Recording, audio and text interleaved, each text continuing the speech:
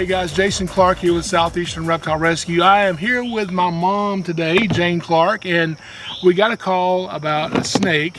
And we get this call all the time where people have this landscape netting, or it protects gardens from being eaten by deer and pests, that kind of thing. But often what happens is animals get trapped in it, and we get called out for snakes, of course, but it's not just snakes. A lot of animals get caught in this stuff. But this is once again another snake caught in some netting, and this is an Eastern Kingsnake. So this is an awesome snake to have on your property.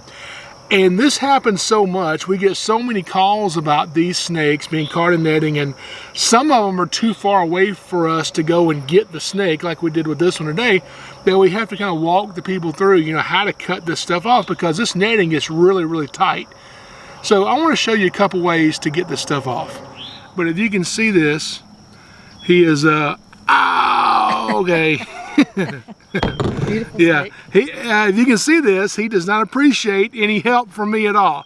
You know, this snake is in pain because of this stuff right here. It has really, really got him pretty good. So this snake, he's wrapping his tail around the tripod of the camera. He's moving the whole camera with his tail right now. Okay, hang on a second. You hang on to me, snake. I'll get rid of that. Get you off the camera. Okay, so because he's feeling pain right now, he thinks I'm the one hurting him, so he's trying to bite me. He's not trying to bite me, he is biting me. But fortunately, this is a non-venomous snake. But this is what happens sometimes when you're, especially doing this by yourself, which is usually what I have to do when we're getting this netting off these snakes. So if I relax here long enough, he'll eventually just release. To be honest with you, right now with him not moving, there is absolutely zero pain. It feels like someone's taking two fingers and gently holding my finger. That's exactly what this feels like. Most of the time, that's not what this feels like, especially if they get the little tender skin in between your fingers and they hit a nerve. These little teeth, even though he's harmless, it doesn't feel real good. But right now, he doesn't really have me that great, to be honest with you. So if I want to, I can just very gently kind of get him up here, and we'll just open his mouth gently and pull my finger out of there. And and see, then he then he gets the other finger, because he is not about this netting at all. He does not appreciate anything that I'm doing for him here today. So we're gonna, there's a little bit of blood on that finger. You hold his tail and you get him up here on the table. And now this one, he got me kind of near the nail. I don't know if you can see this really good, but right up in there, he's got me. And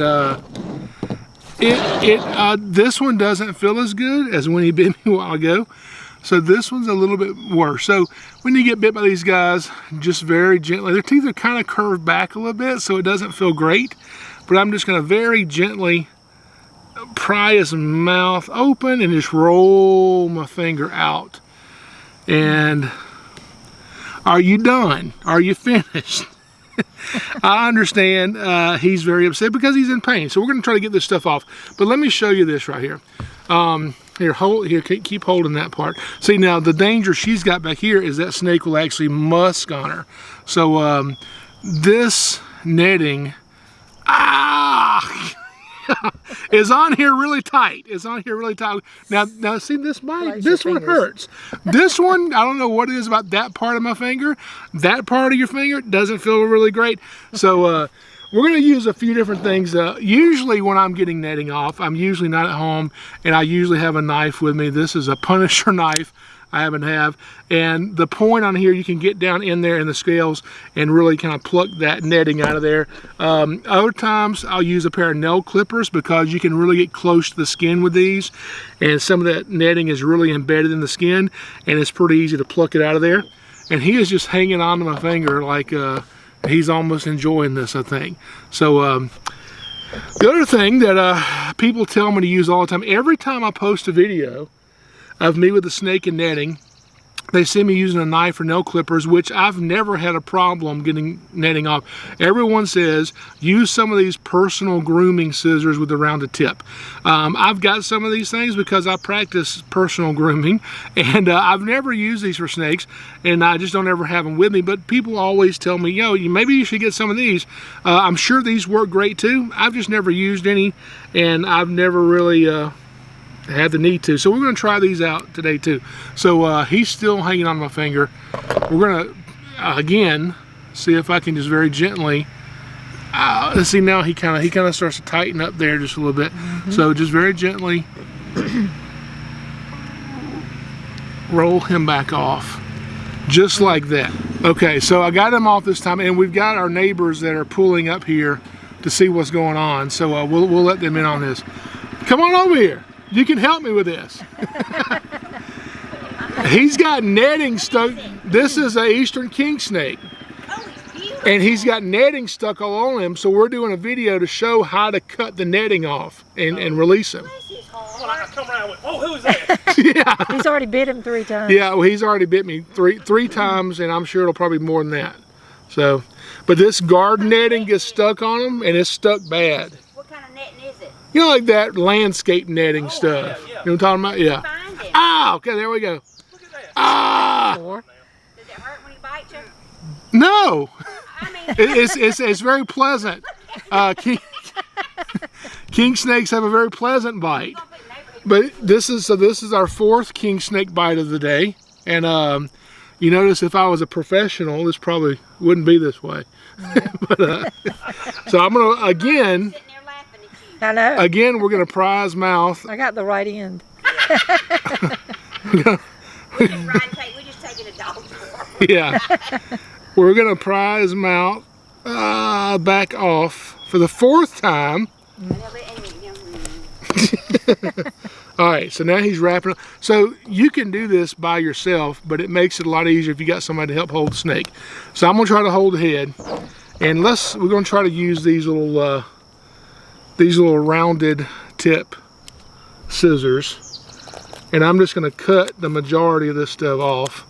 All right, so you hold that in. Well, I've got the head. Up. He won't unravel. Well, if you have to untangle a snake, you start you start with the tail, and yeah, and you know it's harder to untangle a snake starting with he is tied himself in a knot. I know. So you know he is very uncooperative because this netting is really tight on him, and so he's actually in pain. Let me try to hold it Don't bite my pinky finger. He is in pain. Oh, okay. Here, give me your head. There we go.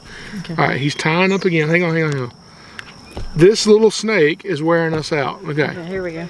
All right, so we Hold it like so we this. got him right here, and wow, you can see this stuff is really down in there good. It's tight. Very tight. So I'm just trying to cut the majority of this stuff out of the way so I can see. I mean, some of this stuff is really tight down here.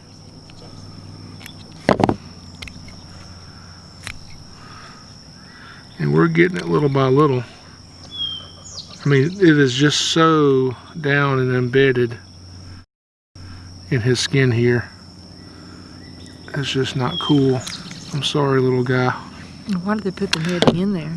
They put the netting to keep birds off of crops, and so now sometimes in this you have to get down in here and just watch the scales and see that works really good, getting that netting off when it's really tight, because I couldn't even get those scissors in that a while ago. So those little rounded tip scissors are good, but I like a really sharp knife with a good point on it to really get underneath those scales, or close to the scales anyway. All right, we got a lot of this coming off really good. I'm sorry, little king snake. It's gotta be painful. Yeah, I mean, it's really tight around him. There's no way he could get this off himself, and there's no way he would survive having this because if he eats something, they couldn't go past the netting if he swallows something, you know. What does he like to eat? What does he like to eat? King snakes eat a lot of stuff. King snakes, that's why they're so good to have around, because these little guys are the ones that are known to be immune to venom. So they'll kill venomous snakes, eat them. So, I mean, you pretty much, if the other snake is the same size as him, just about, he can swallow it and eat it. So, you know, rattlesnakes, copperheads, cottonmouths. He'll even eat non-venomous snakes. He'll even eat other king snakes, you know. But they eat mice and rats and birds and chipmunks and frogs and lizards and toads. They eat a lot of different things. All right, so he's still got some right here around this part of his body. And I don't know if that's the last piece or not, but that one's pretty in there pretty tight. There we go. All right. All right, bring him up and slide him right over here so we can see him good. Okay, and now I'm just going to check him out, and you see how torn up his scales are there, but he's not really cut up too bad.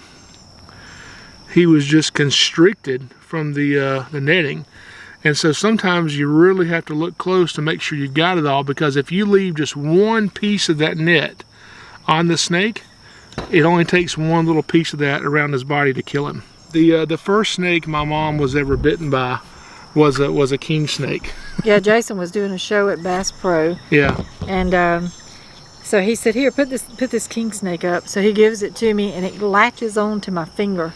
I mean, my hand. It latches on, and I don't know how to get it off. I've never been bitten, and so I'm like, Jason, get the snake off. And he says, "Look, everybody, look, see, my mom just got bit. He's got my arm up in there, and the snake was dangling." Yeah, I thought it was a good teaching experience, teaching moment there. Yeah. So this is our Eastern Kingsnake. Here in Georgia, we have 4 different king snakes. The black king snake. That's usually in like northwest Georgia.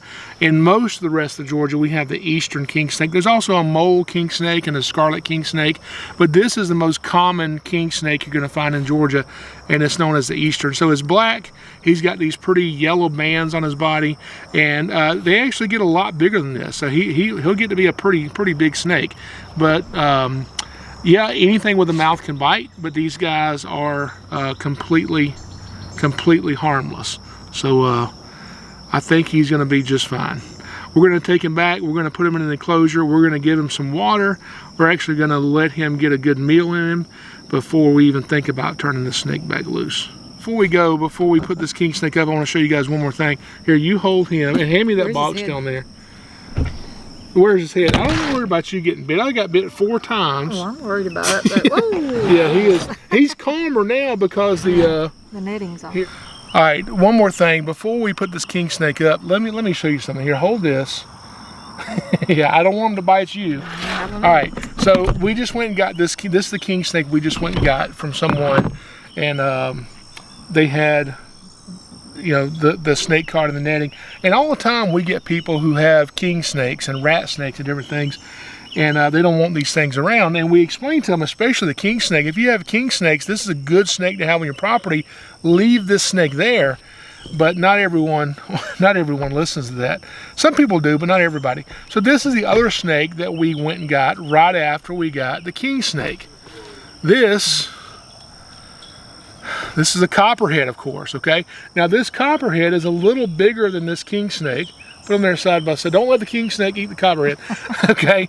This little king snake is not as big as this copperhead, but this king snake is going to get bigger than this copperhead.